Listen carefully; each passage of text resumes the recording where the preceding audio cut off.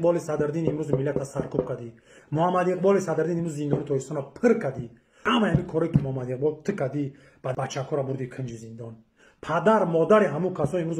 محمد اقبال آب روی تو را بگم دعای همون آب روی تو را در زمین زد. او کسا دعا کردن که پروردگار محمد اقبال سرنگونت کنه که فرزندای بی سواد امروز برای کنج زندان میکنی. با خدا قسم مردم کسایی که این را میبینین روان نکنین در محمد اقبال پول مولگان چی خدا بزنه ما پگاش همه فروشتونه همین برادرها روان نکنین در محمد اقبال پول به خاطری که ما همه برام میفروشه ملو را در کلاب فروخت پول جمع کردی شما را ملت آدم گرفت انگلیا گرفت رفت اون میگه روزا در انگلیا زد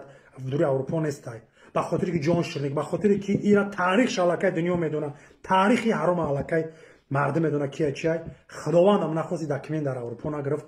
سرش کدام برفت از انگلیای با اوجا کی رول سرش میخرد چی بالا را میدونه من نمیدونم